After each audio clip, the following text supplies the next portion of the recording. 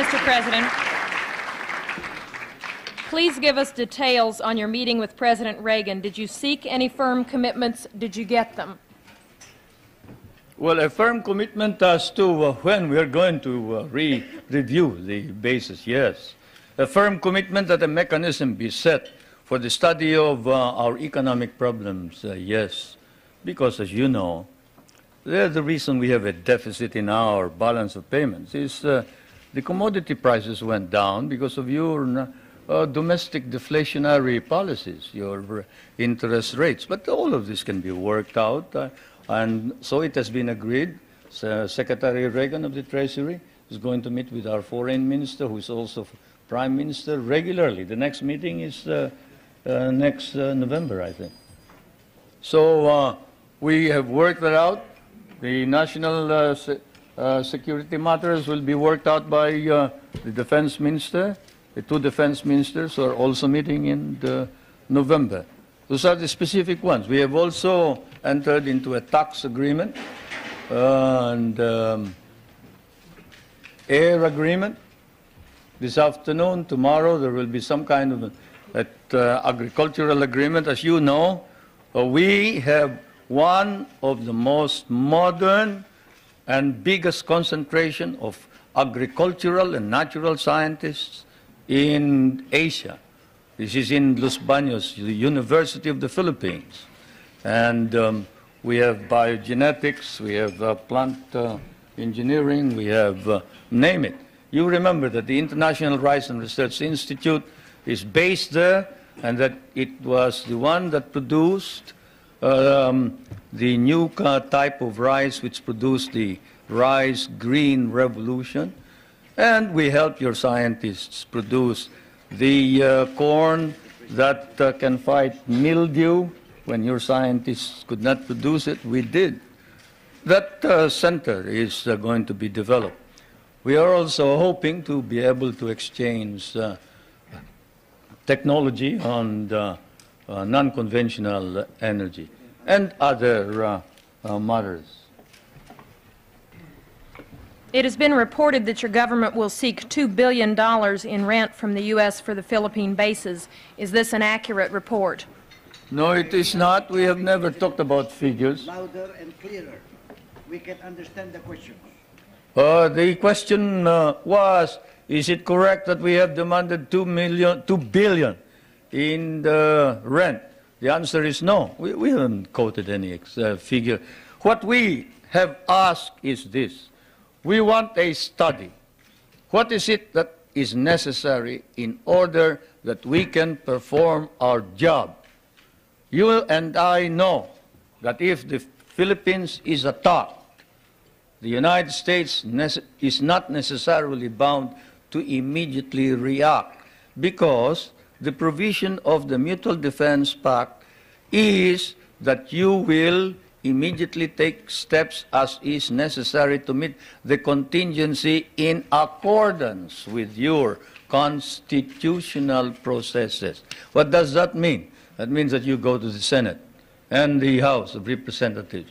What does that mean? That means delay while we are dying there.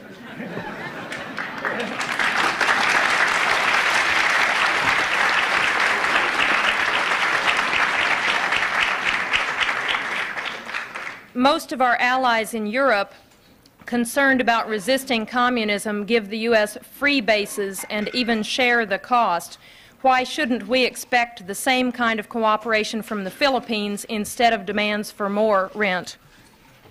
Well, for one thing, you haven't exactly paid for what we lost in the last war. If we must make an accounting, 75% of our cities were devastated in the last war. We lost 1 million men. Shall I quote you the statements of Roosevelt and MacArthur that every Carabao will be paid for? Shall I tell you that the veterans who were inducted into the USAF, the United States Armed Forces of the Philippines, of the Far East, your armed forces, were paid only 1/2 the salary of your soldiers? Shall I tell you that we almost turned communists because you refused to recognize us? Shall I tell you that I had a difficult time stopping my guerrillas? 25,000 of them from joining the communists, because precisely you sort of forgot that we had done the fighting for you, you know, and we were parts of your armed forces. But in fairness to the American Congress, when we came here and we called attention to the fact that we had been abandoned and forgotten, they themselves, in outrage, immediately passed a law recognizing the services of the Filipino and reinstating them as parts of the United States Armed Forces in the Far East, including back pay and benefits. That, Madam President, is the answer, in addition to the fact that those people that you are talking about have been making money at the expense of the United States for quite a long time, while we have not.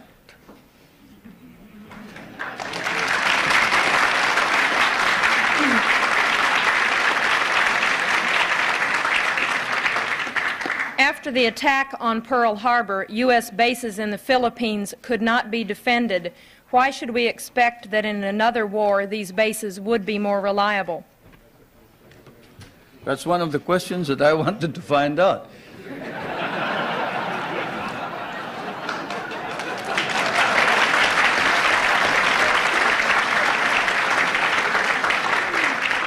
If you're going to run out on us anyway, you better let us know now.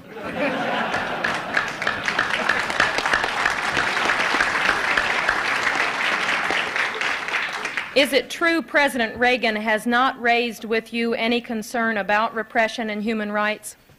Well, he sort of spoke of the fact that we have all this constitutional provision. But we did speak of the fact that we must maintain and enhance human rights in general. But this fault finding that we found in some of these reports before isn't there. There is this open-mindedness and fairness which we expected of America and the Americans. The Americans that I know, the Americans who fought beside me, the Americans who bled with me in many a battlefield, was a fair man. He was a just man. He was a courageous man. He was a man who saw right and did right. And it is not fair to accuse the Philippines of any violation of human rights when there has been no violation. If there has been any violation, we punish those who have violated. And I now ask that this particular writing of one of the most celebrated figures, who claims to have, at the beginning of the campaign against my government, claims to have been maltreated by some of the military men, now reports exactly what happened. I asked that my staff distribute the letter of Herrera, Trinidad Herrera. You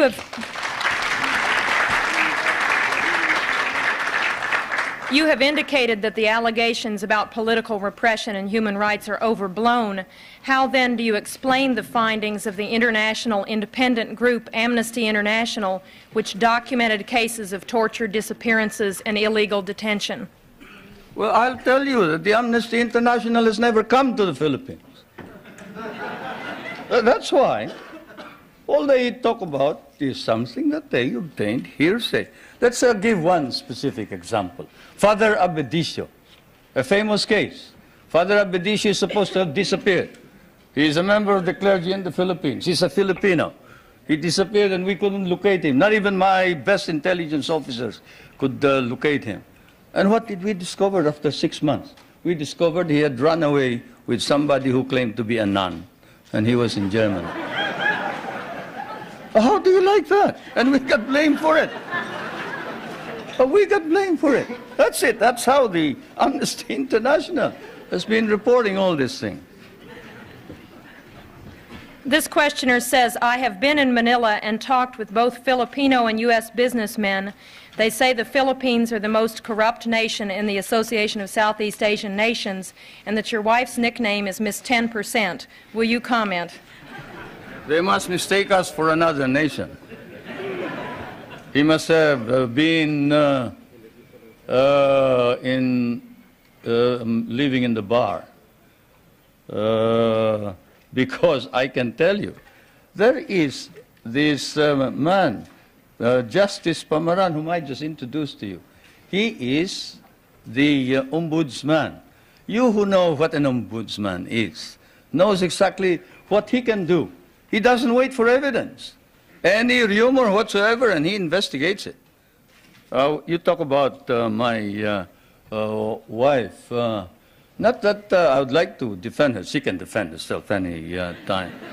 She's quite capable. But perhaps that statement was said of another First Lady, not my wife. Certainly not my wife. Perhaps I can tell you that the property of the Marcoses has been brought into a blind trust. And not a 2020 blind trust either. It's a real blind trust.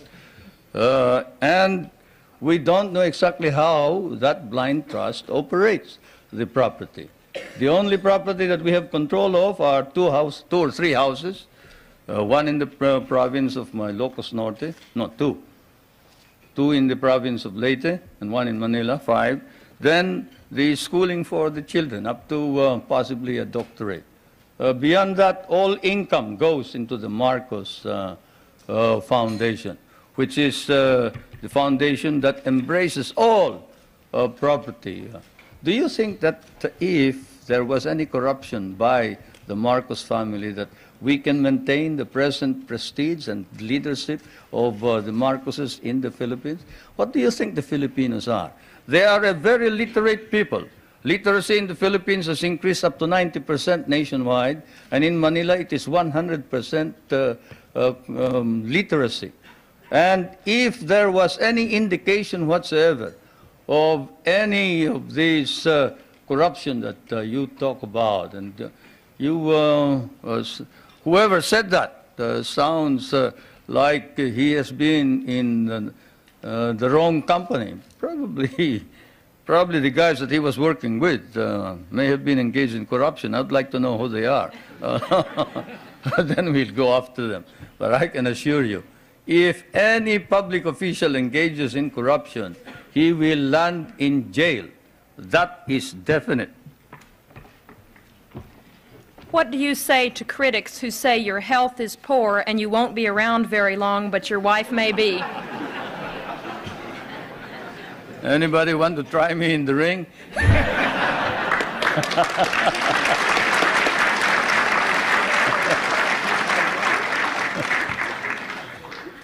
Yeah.